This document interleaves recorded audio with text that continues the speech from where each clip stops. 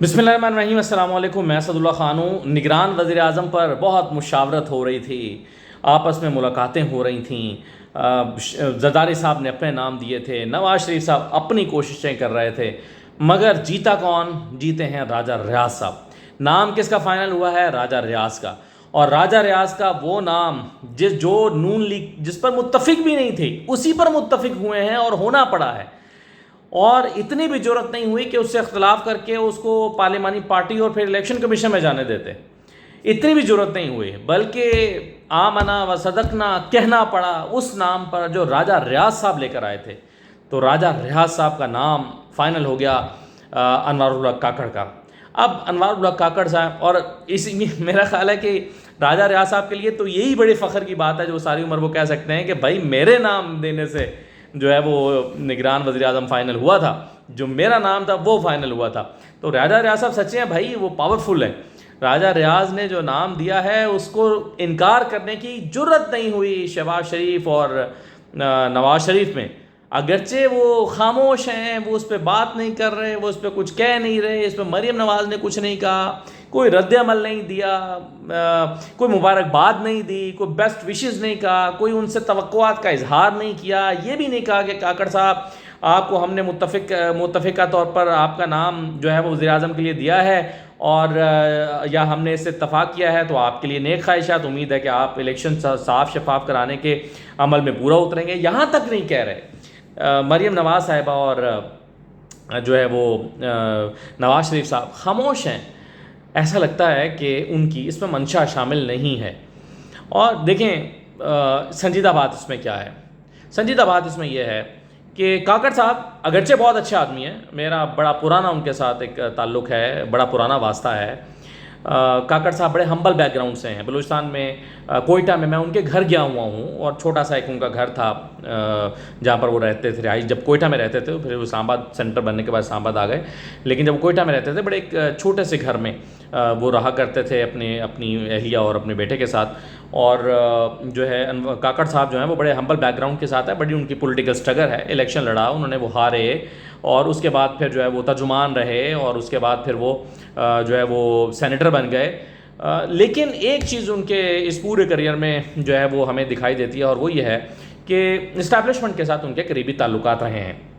جب وہ ترجمان بنائے گئے تو بھی اسٹیبلشمنٹ کے وہ بہت قریب تھے، وہ تھے ایک سرفراز بگٹی صاحب تھے، اور پھر جب وزیر اعلیٰ کے خلاف بغاوت ہوئی تو اس وقت بھی ان کا بڑا امپورٹنٹ رول تھا۔ پھر جب نئی پارٹی وجود میں آئی تو اس نئی پارٹی کے وجود میں لانے میں ان کا بڑا اہم کردار تھا۔ اس کے بعد پھر یہ سینیٹر بن گئے، تو ایک دفعہ تو یہ چیئرمین سینٹ کے لیے بھی ان کا نام چلا، لیکن وہ پھر ہو نہیں سکا ایگزیکیوٹ، تو اب ان کے نام یہ کورافال نکلا ہے۔ تو جب انوار الحق کاکڑ صاحب اپنے پورے اسٹیبلشمنٹ کے ساتھ قربت رکھتے ہوئے ان کا جو کریئر ہمیں دکھائی دیتا ہے، تو صاف نظر آتا ہے کہ راجہ ریاض صاحب یہ نام کہاں سے اٹھا کر لائے تھے۔ اور راجہ ریاض صاحب جو ہیں انہوں نے یہ جو نام راجہ ریاض صاحب لائے ہیں یہ اسٹیبلشمنٹ کا دیا ہوا نام ہے، اور اسٹیبلشمنٹ نے اپنا آدمی بطور وزیر اعظم لگوا لیا ہے، اور اس میں سیاسی جماعتیں چوں بھی نہیں کر سکیں۔ اور اس میں پیپلز پارٹی جو ہے وہ کہتے ہیں نا کہ آپ نے بے دلی کے ساتھ بھی خوشی ہونا ہے، سوائے خورشید شاہ کے ابھی تک جو میں نے دیکھا ہے، خورشید شاہ صرف کہہ رہے ہیں کہ ہمیں اس پر تحفظات ہیں، جو ہم نے نام دیے تھے وہ تو کہیں ذکر ہی نہیں ہوا، وہ تو کہیں آئے ہی نہیں، ہم نے تو 5 نام دیے تھے۔ لیکن مجموعی طور پر باقی پیپلز پارٹی، کنڈی صاحب ہیں، شازیہ مری ہیں، نثار کھوڑو ہیں، باقی لوگ ہیں، وہ کہہ رہے ہیں زبردست جی، بہت اچھا نام ہے، بہت اچھا ہے، بیسٹ وشز ہیں، اور یہ وہ۔ تو بہرحال اب یہ تو پتہ چل گیا ہے کہ نگران حکومت چلائے گا کون۔ نگران حکومت ساکھدار نہیں آیا تو نون لیگ نہیں چلائے گی، کوئی نون لیگ کا سیاستدان نہیں آیا تو وہ نہیں چلائیں گے۔ جو بندہ جہاں سے آیا ہے اس کا مطلب ہے حکومت تو وہیں سے چلنی ہے، نگران حکومت تو اسٹیبلشمنٹ نہیں چلانی ہے، صاف نظر آ گیا، طے ہو گیا، اس میں کوئی ڈھکی چھپی بات بھی نہیں چھوڑی گئی، یہ واضح پیغام دیا گیا ہے، کھل ڈل کے دیا گیا ہے پیغام، اور اس میں کوئی لجاجت سے کوئی جو ہے وہ کوئی ایسا رکھ رکھاؤ سے کام بھی نہیں لیا گیا کہ کوئی ایسا نام آ جائے جس کے بارے میں تاثر نہ ہو کہ یہ اسٹیبلشمنٹ کا آدمی ہے، لیکن دراصل وہ پیچھے اسٹیبلشمنٹ کے ساتھ اس کے معاملات اچھے ہوں، کوئی ایسا آدمی بھی نہیں لگایا، بلکہ کھل ڈل کے ایسا آدمی لگایا ہے جس کے بارے میں 1% ڈاؤٹ نہ ہو کہ وہ اسٹیبلشمنٹ کے ساتھ کی طرف سے آیا ہے اور وہ اسٹیبلشمنٹ کا آدمی ہے. ورنہ آپ کے خیال میں کیا نون لیگ کاکڑ صاحب کا نام دے گی؟ کیا پیپلز پارٹی کاکڑ صاحب کا نام دے گی؟ اوبویسلی نہیں دے گی. ان کا کیا تعلق نون لیگ، اگرچہ وہ نون لیگ کے زمانے میں ترجمان رہے ہیں ان کے بلوچستان حکومت کے، لیکن وہ اس وقت بھی ہمیں پتہ تھا کہ کہاں سے جو ہے وہ یہ ہے معاملہ. تو خود کاکڑ صاحب کے اندر کوئی برائی نہیں ہے. کاکڑ صاحب اچھے شریف آدمی ہیں، پڑھے لکھے ہیں، 6 زبانوں پر ان کو عبور ہے، ریڈر ہیں، کتابیں پڑھنے کے شوقین ہیں، اچھی کتابیں پڑھتے ہیں. یہ ذاتی طور پر میں جانتا ہوں ان کو. اور گھر میں انہوں نے اپنی ایک لائبریری بنا رکھی ہے. فارغ وقت میں وہ پڑھنے پر دھیان دیتے ہیں. پھر جو ہے وہ صوم و صلات کے پابند آدمی ہیں. تو یہ ساری خوبیاں ان کے اندر موجود ہیں. لیکن ہیونگ سیڈ دیٹ میں یہ کہوں گا کہ وہ اسٹیبلشمنٹ کے ایما پر وزیر اعظم بنائے گئے ہیں. تو بہرحال ان سے اچھی توقعات ہیں کہ وہ جو ہے وہ ناانصافی سے کام نہیں لیں گے. ان سے توقع یہ ہے کہ ٹھیک ہے اسٹیبلشمنٹ کے مطابق تو وہ چلیں گے، لیکن ناانصافی سے کام نہیں لیں گے. جتنا میں ان کو جانتا ہوں، جتنی میری ان کے ساتھ ملاقاتیں اور سیٹنگز رہی ہیں، تو میں ان کے بارے میں یہی گمان رکھتا ہوں، اور میری یہ خوشگمانی ان کے بارے میں ان کی شخصیت کی بنیاد پر بالکل جائز ہے کہ وہ ناانصافی سے کام نہیں لیں گے، وہ ظلم سے کام نہیں لیں گے، اور وہ عدل کا پرچم اٹھا کر چلیں گے، اور وہ اس ملک کی بہتری کے لیے اپنا کردار ادا کرنا چاہیں گے. تو یہ تو میری کاکڑ صاحب کے بارے میں ایک رائے ہے. لیکن اس میں آپ کو یہ سمجھ جانا چاہیے کہ نون لیگ اور پیپلز پارٹی کے لیے اور پی ڈی ایم کے لیے اور مولانا فضل الرحمان تو کوئی نظر ہی نہیں آ رہے. ان سب جماعتوں کے لیے یہ ایک پریشان ہونے کی بات ہے کہ ان کی ہدایت پر چلنے والا کوئی بندہ نہیں آیا. اب جو بندہ آیا ہے وہ ان کی ہدایات لے کر نہیں چلے گا، بلکہ وہ انہی کی ہدایت لے کر چلے گا جہاں سے وہ آیا ہے. تو یہ بات صاف ہو جانی چاہیے. اس میں کوئی آپ کو ابہام نہیں ہونا چاہیے، 1% بھی شک نہیں ہونا چاہیے، اور یہ آپ کو کلیئرٹی ہونی چاہیے کہ یہ پی ڈی ایم کی جماعتیں اپنا وزیر اعظم نہیں لگا سکیں، بلکہ جو نام آیا اچھے بچوں کی طرح ان کو اس نام پر سر تسلیم خم کرنا پڑا. اور ویسے بھی آج شہباز شریف صاحب نے کیا اسٹیٹمنٹ دیا؟ شہباز شریف صاحب نے کہا ہے، آج جو صحافیوں سے ان کی ملاقاتیں ہوئی ہیں اس میں انہوں نے کہا ہے کہ 30 سال سے میں اسٹیبلشمنٹ کی آنکھوں کا تارا ہوں. یہ جملہ انہوں نے کہا ہے، یہ رپورٹ ہوا ہے، یہ جرنلسٹ جو ملے ہیں انہوں نے ٹویٹ کیا ہے. انہوں نے کہا کہ میں 30 سال سے اسٹیبلشمنٹ کی آنکھوں کا تارا ہوں، شہباز شریف صاحب فرماتے ہیں. تو یہ ہمیں تو کوئی شک ہی نہیں ہے. عمران خان اس کے لیے خیر مختلف لفظ استعمال کرتے رہے ہیں، وہ تو میں نہیں کہوں گا بطور جرنلسٹ، لیکن شہباز شریف صاحب تو اتنے آنکھ کے تارے ہیں کہ خود نواز شریف کو اسٹیبلشمنٹ ایک زمانے میں کہا کرتی تھی، شہباز شریف سے کہتی تھی کہ اپنے بڑے بھائی سے کہیں کہ یہ پیٹرن چیف بن جائیں، پارٹی کے معاملات دیکھیں، لیکن آپ کو وزیر اعظم بنا دیں.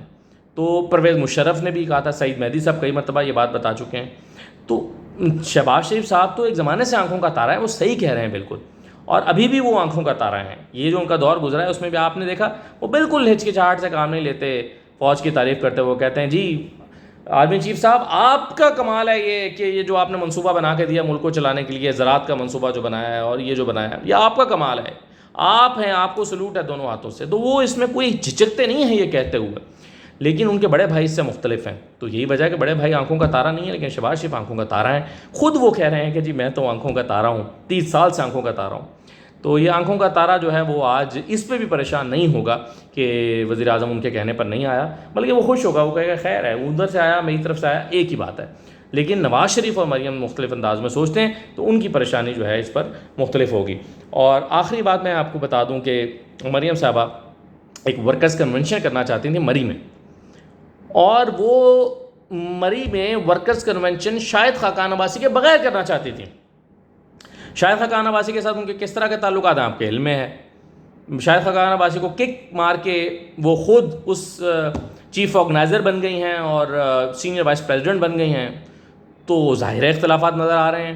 شاہد خاقان عباسی نے کہہ دیا تھا کہ میں نے مریم کے نیچے کام نہیں کرنا، بغاوت کر دی تھی.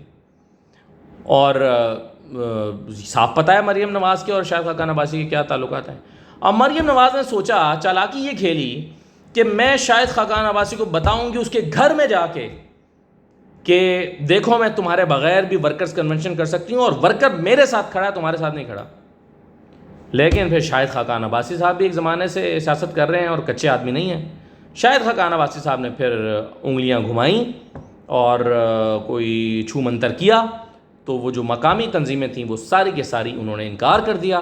وہ انکاری ہو گئی. انہوں نے کہا کہ جی شاہد خاقان عباسی کو جب تک آپ نہیں منائیں گے، یا شاہد خاقان عباسی جب تک آن بورڈ نہیں ہوں گے، یہ مری میں ورکرز کنونشن نہیں ہو سکتا. اور مریم نواز کو یہ ورکرز کنونشن منسوخ کرنا پڑا ہے اور وہ اس میں نہیں آ سکیں. تو شاہد خاقان عباسی اور مریم نواز کے درمیان جو ایک کلیش، جو ایک سیاسی تصادم موجود ہے، اس میں فی الحال اس قسط میں، اس ایپیسوڈ میں تو شاہد خاقان عباسی کی جیت ہوئی ہے اور مریم نواز کو مری میں ہزیمت اور شکست کا سامنا کرنا پڑا ہے. تو یہ صورتحال پارٹی کے اندر چل رہی ہے، اور پارٹی کے باہر کیا چل رہا ہے وہ میں نے آپ کو پہلے پروگرام کے پہلے حصے میں دکھا دیا، اس ویڈیو کے پہلے حصے میں بتا دیا. اجازت دیجیے، اللہ حافظ.